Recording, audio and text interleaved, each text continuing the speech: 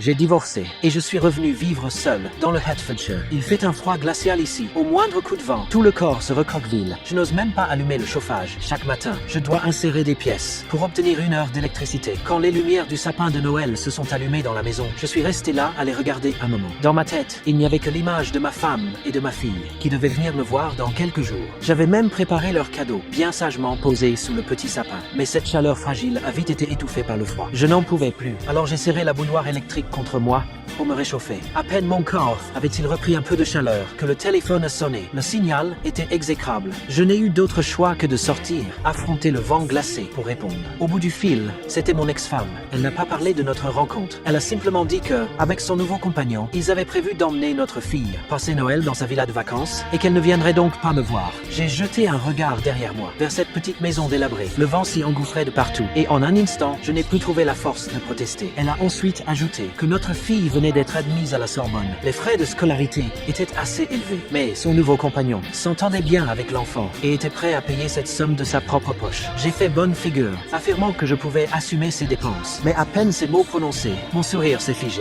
Une fois l'appel terminé, je suis rentré dans la maison et j'ai éteint les lumières du sapin. J'ai tout de même envoyé un message vocal à ma fille pour lui souhaiter un joyeux Noël et lui dire de bien profiter de cette luxueuse villa de vacances. Ne supportant pas l'idée de rester seul chez moi, je suis allé à l'école Christ Church.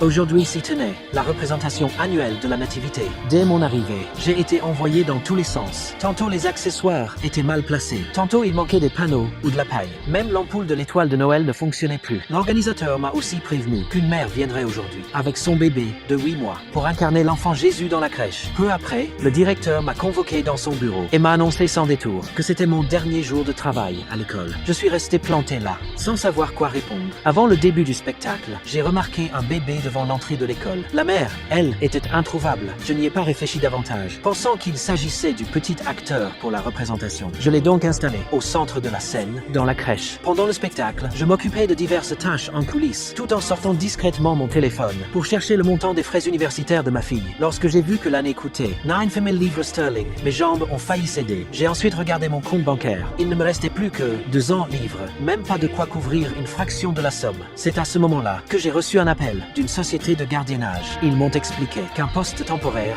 venait de se libérer à Londres et qu'ils cherchaient quelqu'un pour surveiller un appartement de luxe pendant la période de Noël. Oh, no, I don't really do that kind of thing anymore. In case you were wondering, it pays around 10,000 pounds.